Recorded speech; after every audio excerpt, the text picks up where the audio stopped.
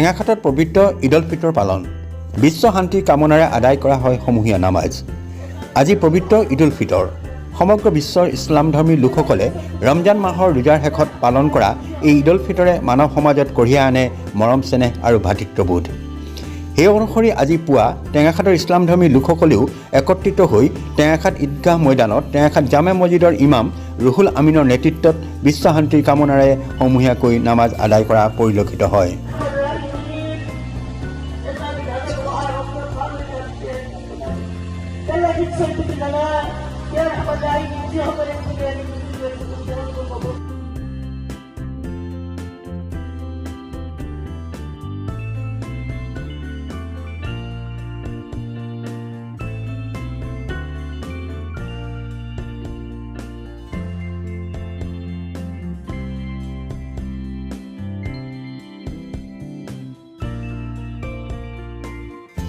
ইয়াৰ পিছতে ইজনে সিজনক সাৱতা সাৱতি কৰি মৰম চেনেহ আদান প্ৰদান কৰি উলহ মালহেৰে ঈদ উল ফিতৰ পালন কৰে।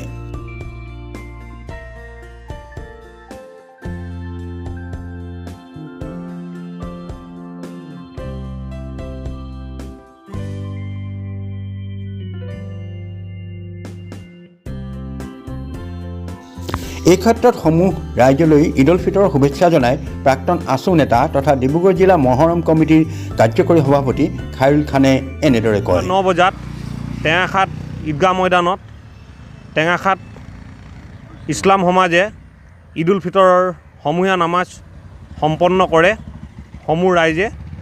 তাৰ পিছতে বিশ্ব শান্তিৰ বাবে প্ৰাৰ্থনা কৰা হয়, অনাগত ভৱিষ্যতে যাতে আমি সকলোৱে সুখে শান্তিত বসবাস কৰিব পাৰোঁ তাৰ বাবে প্ৰাৰ্থনা কৰা হয়। আৰু ঈদৰ শুভেচ্ছাৰ লগতে আমি সমূহ অসমবাসী ৰাইজলৈ আগন্তুক ৰঙালী বিহুৰ আন্তৰিক শুভেচ্ছা জ্ঞাপন কৰিছোঁ। ধন্যবাদ।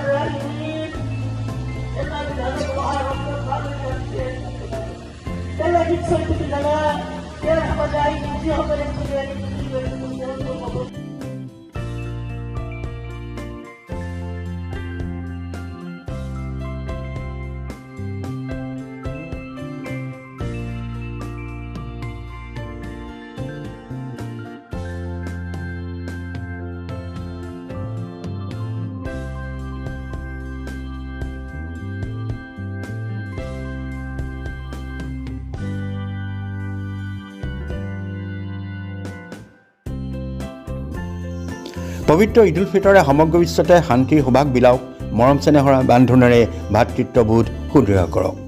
ৰূপম গগৈ আৰু নৱকুমাৰ গগৈৰ ৰিপৰ্ট, টেঙাখাট লাইভ।